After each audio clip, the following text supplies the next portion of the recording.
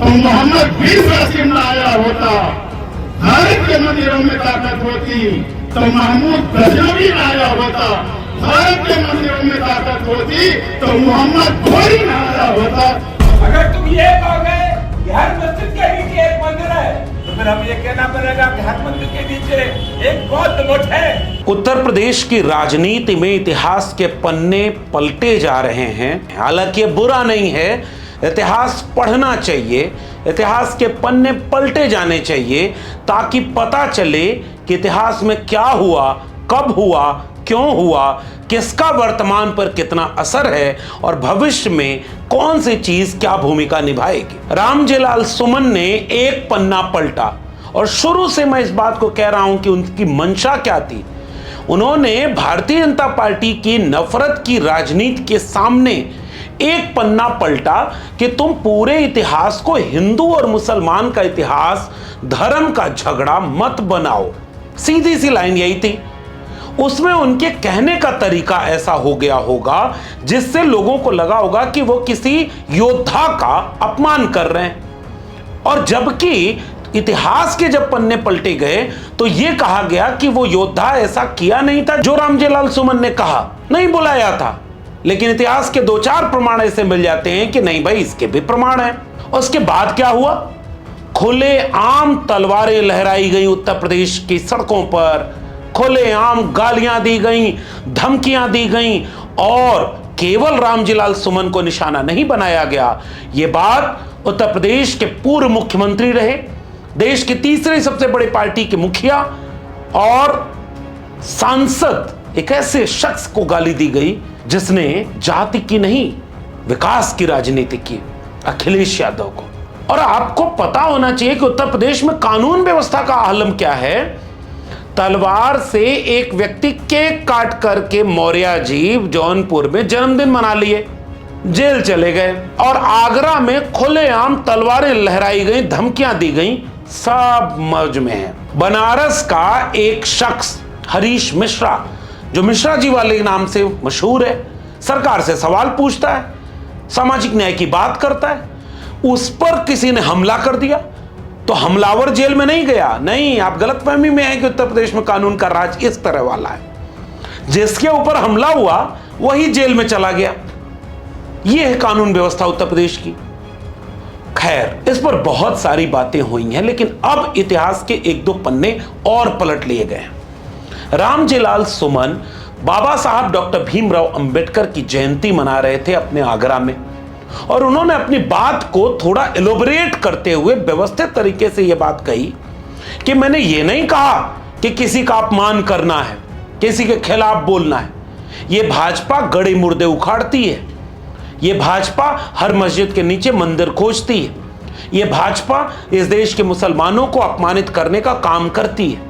हम लोग ऐसा नहीं चाहते, क्योंकि अतीत में जाओगे तो बहुत सारे किस्से ऐसे हैं जो सबकी पोल खोल देंगे। इस बात को कहते हुए उन्होंने सामाजिक न्याय की राजनीति के लिहाज से एक और कड़ी उसी में जोड़ दी कि भाई, अगर खुदाई बहुत गहरी हो गई तो कहीं हर मंदिर के नीचे बुद्ध न मिल जाए। अब आपको लगेगा कि यह फिर से विवादित बोल है। मीडिया इस तरह के बयानों को भी विवादित बोल देती है।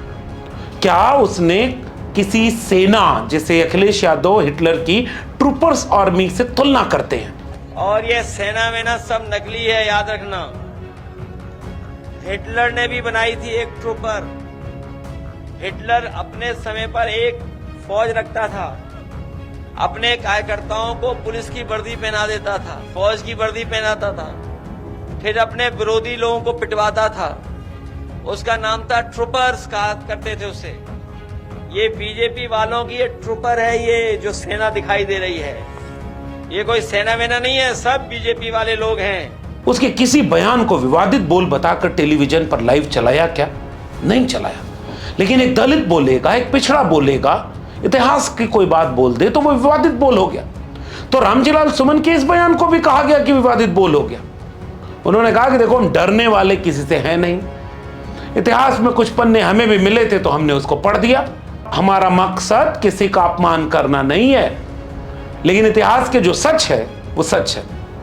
हालांकि जब अखिलेश यादव से इसके बारे में पूछा गया तो उन्होंने ये कहा कि मैं अपनी पार्टी के लोगों से भी कहूंगा और बाकी लोगों से भी कहूंगा कि इतिहास के पन्ने मत पलटो, और इस इतिहास के पन्ने पलटने में नुकसान अगर है तो और नहीं पलटा जाना चाहिए। ये एक बहुत सकारात्मक बयान है अखिलेश यादव का। मैं पार्टी में कहूंगा कि कोई भी सवाल इतिहास से जुड़ा नहीं कहा जाए, क्योंकि कई बार इतिहास में न जाने कैसी कैसी बातें हैं। अभी सुनने में आ रहा है कि इतिहास के पन्ने लोग पलट रहे हैं। जब से रामजिया सुमन जी ने कहा, आप देखिए गूगल पे, आप देखिए चैट जीपीटी पे, लोग जानना चाहते हैं इतिहास क्या है, तो इतिहास जानने लगे लोग। मैं ये चाहता हूँ इतिहास की बातें अगर हमें अच्छा रास्ता न दिखा सकें, हमें कोई पॉजिटिव रास्ते पे न ले जा सकें, हमें सकारात्मक दिशा न दे सकें, तो इतिहास को इतिहास ही रहने देना चाहिए, इतिहास पे चर्चा नहीं करनी चाहिए। मैंने कहा इतिहास को इतिहास रहने दो, जो इतिहास हमें आपके बीच में खाई पैदा करे उस इतिहास के बारे में नहीं जानना। अब मान लीजिए मीरा ने जो भजन गाया वो नुसरत फतेह अली खान ने गजल में गा दिया, तो अब कहाँ पकड़ोगे? नुसरत अली खान साहब को पकड़ोगे क्या, या मीरा जी को पकड़ोगे? तो इतिहास को रहने दो कि पन्ने ऐसे पलटे जाएं जो भविष्य के निर्माण में योगदान दे। और इसीलिए उन्होंने कहा, लेकिन अब अगर बात यह होगी कि रामजीलाल सुमन को मार देंगे, धमकी देंगे, काट देंगे, ये करेंगे वो करेंगे, तो अखिलेश यादव जा भी रहे हैं ना 19 अप्रैल को वहीं पर। और फिर रामजीलाल सुमन जी ने जोड़ दिया एक बात कि आ रहे हैं नेता, हम बैठ के उनसे बात करेंगे, हम उनसे बात करेंगे, आगे की रणनीति तय करेंगे और बाबा साहब के सपनों का भारत बनाएंगे। ये रामजीलाल सुमन का विचार है। जब तुम बाबर को कहोगे कि ये मुसलमान बाबर का डीएनए है, उसमें तुमने किसका डीएनए जो रखा? कोई तो रायता फैला हुआ है। दोस्तों, आगे आने वाले समय में समाजवादी पार्टी के राष्ट्रीय अध्यक्ष श्री अखिलेश यादव की 19 अप्रैल को आ रहे हैं। लड़ाई का मैदान तैयार होगा, दोनों हाथ होंगे। 10% लोग हैं और दूसरी तरफ सामाजिक न्याय की 90% शक्तियां हैं। विजयी हमारी होगी, कोई भाई का लाभ हो नहीं सकता। बाबा साहब के ज्ञान, विज्ञान और सामाजिक न्याय के विचार का भारत बनाएंगे, जो अखिलेश यादव के पीडीए का एक वैचारिक आधार बनता है।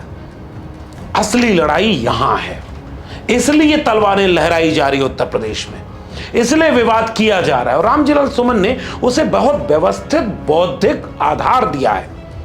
अब अगर बौद्धिक बात करनी होगी जिसे, वो इस बौद्धिक परिचर्चा को आगे बढ़ाएगा कि क्या कह रहे हैं रामजीलाल सुमन।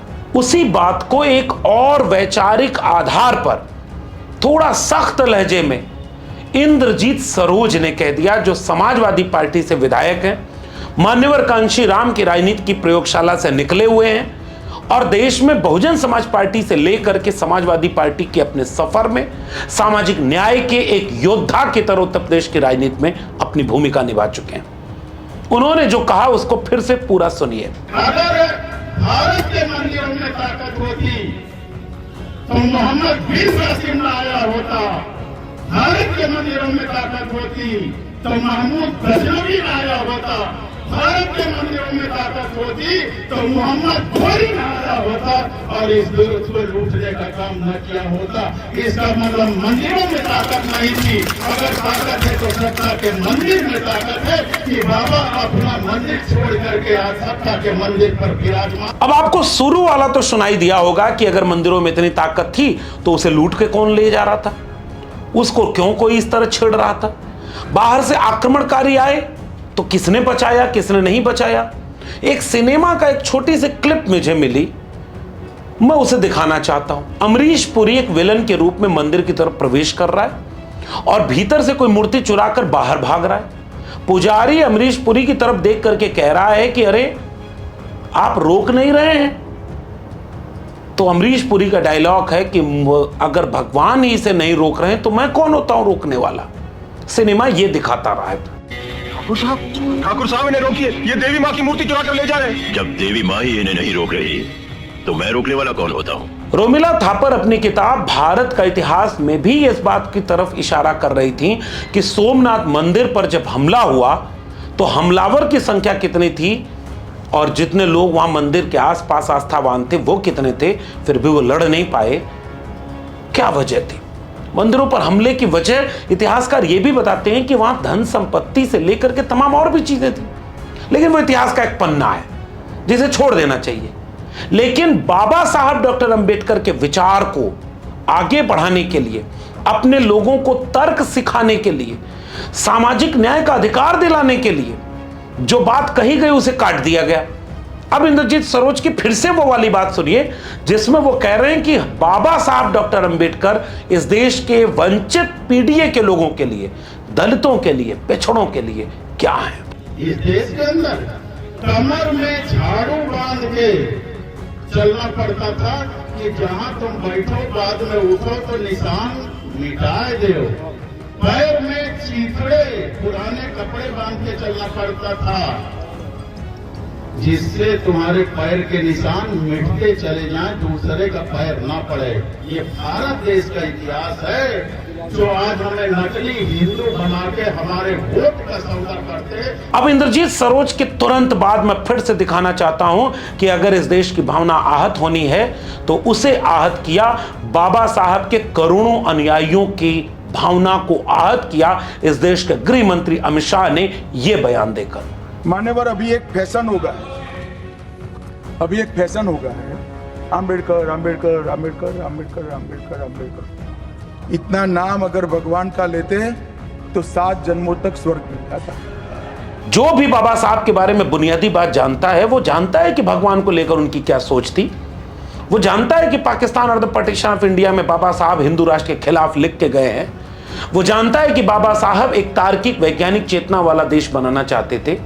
तो जो नेता हैं वो अपने समाज को समझाने के लिए उस बात को कह रहे हैं कि हमें कैसे संविधान वाला भारत बनाना है, बाबा साहब के सपनों का भारत बनाना है। इसलिए इस देश के दलितों, पिछड़ों, आदिवासियों को जो हक दिलाया हो, जिसने न्याय का रास्ता खोला हो, जिसने अधिकार दिलाया हो, उसकी बात करना और अपने समाज को समझाना, ये तो इस देश में इतिहास रहा है।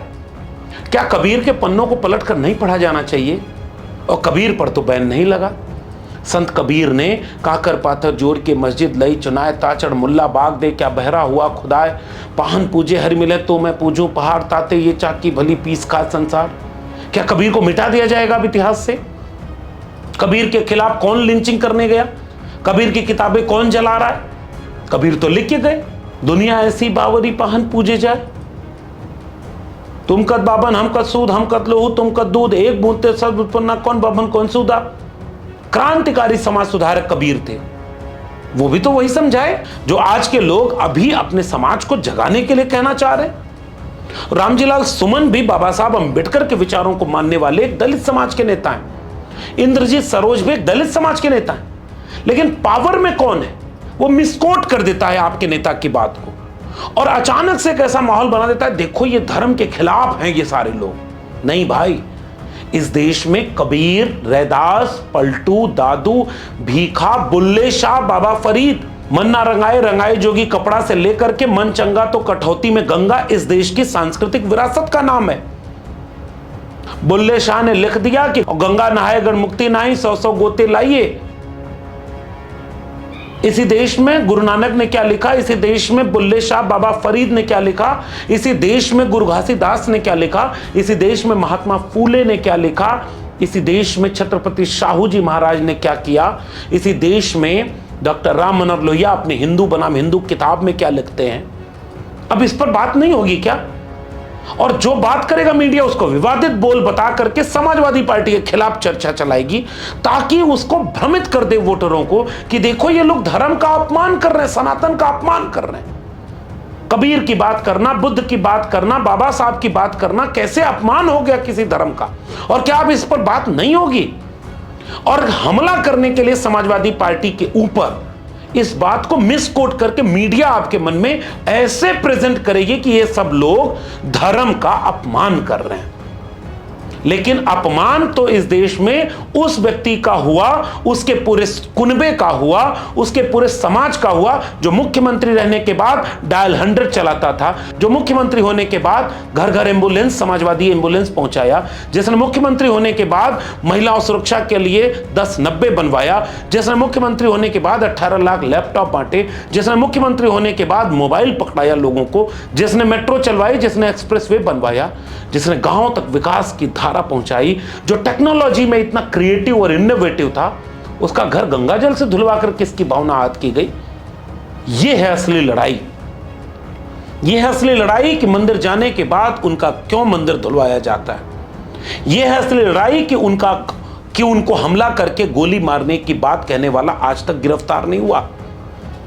यह है असली लड़ाई कि सामाजिक न्याय की लड़ाई में 90% कमेरा एकजुट हैं, तो उन 90% के लोग अपने विचार के साथ आएंगे ना।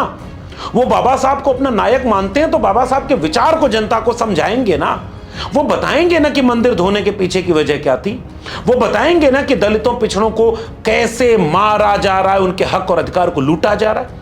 वो समझाएंगे ना कि कैसे आरक्षण को भाजपा ने तबाह कर दिया।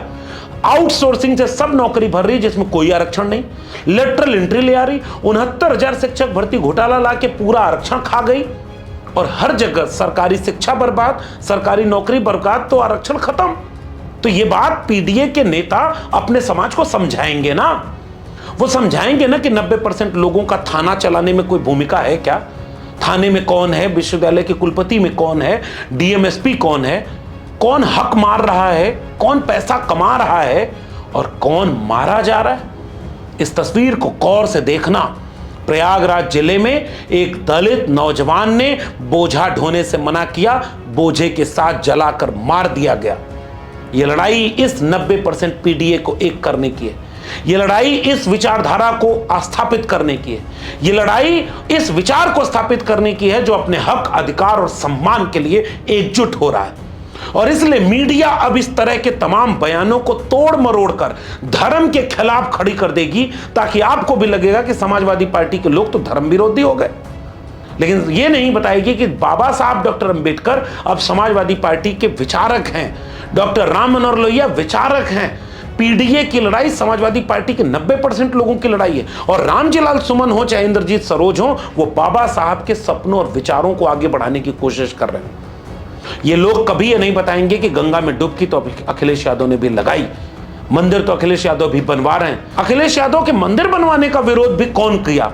वही लोग किए जो धर्म को खतरे में बता रहे हैं। अखिलेश यादव को गंगा में डुबकी लगाने से अपमानित कर दिया कि भगदड़ कौन हुई। कितना अपमान पीडीए के लोगों का हुआ है। लेकिन इन चीजों को आप समझ न पाए, इसलिए कोई बयान जब दिया जाता है तो उसको ऐसा ट्विस्ट कर दिया जाए, मुख्यमंत्री का बयान उस पर आ जाएगा, भाजपा के नेताओं का बयान आ जाएगा और वो कहेंगे कि समाजवादी पार्टी हिंदू विरोधी है। सजग रहिएगा इस बात से।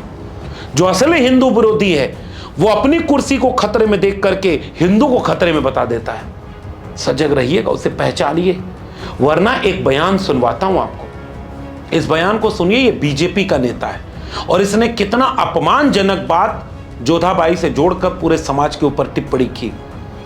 इसके घर पर कौन सेना गई हमला करने और किसने इनका जबान काटने मारने की बात की, जरा इसको सुन करके मुझे बताइए। जोधाबाई से रिश्ता किसने किया? कोई आई लव यू नहीं था। जोधाबाई और अकबर में क्या था लव था, मोहब्बत थी। कॉलेज में साथ पढ़े थे, कहीं मिले थे, कॉफी हाउस में,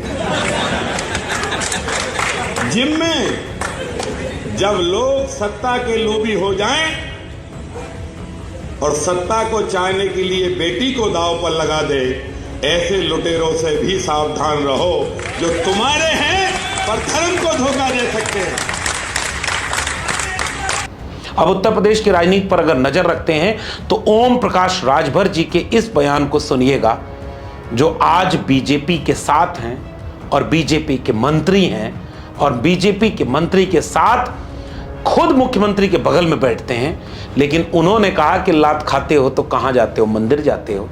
जरा सुनिए ओम प्रकाश राजभर के इस पूरे बयान को। भगवान राम को न्याय कहां से मिला? संविधान से। वोट किसने बनाया? संविधान से बना। बना दे। आप बताओ, थाना तेरा भगवान बनाया है। जब लात खाते हो तो कहां जाते हो? थाने पर। बीमार होते हो तो कहां जाते हो? अस्पताल में डॉक्टर के पास। अगर कोई मुकदमा लड़ना होता तो कहां जाते हो? कचहरी में। ये किसने बनाया? बाबा साहब डॉक्टर अंबेडकर, महात्मा ज्योतिबा फूले, सावित्रीबाई फूले, गौतम बुद्ध जी की देन है। किसी देवी देवता भगवान भगवती की देन नहीं है। इसका मतलब जो भाजपा के साथ है उसका सब सही है, और जो भाजपा के खिलाफ 90% जनता की बात करे उसके बयान को तोड़ मरोड़ के पेश करो, उसको विलन बना दो, उसकी बात को घुमा दो और उसी को हमला करके उसी का अपमान कर दो। समाजवादी लोग और पीडीए समाज के लोग अब इतना कम से कम नादान तो नहीं है।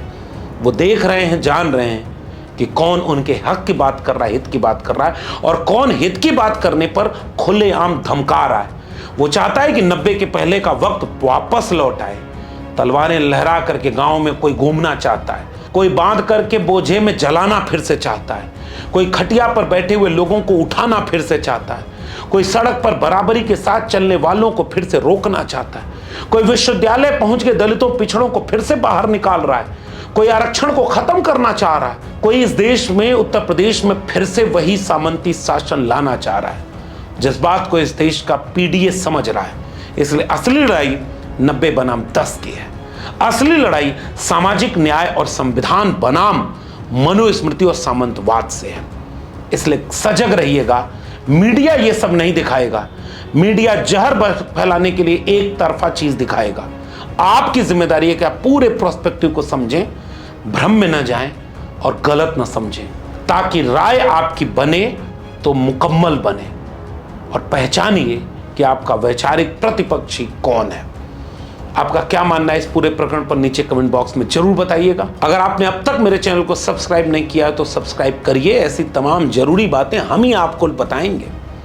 बिके हुए लोग आपकी बात नहीं करेंगे, जिसका दाना उसका गाना गाएंगे। हम आपकी बात करेंगे, इसलिए गौर से इस चीज को सुनिएगा। बेल आइकॉन दबाइएगा ताकि अगली वीडियो आपको तुरंत मिल जाए, और ज्वाइन करेंगे तो हमें हिम्मत भी मिल जाएगी। अगर आप इसे ट्विटर यानी एक्स या फेसबुक पर देख रहे हैं तो फॉलो करना मत भूलिएगा। फिर मिलेंगे, तब तक के लिए बहुत बहुत धन्यवाद।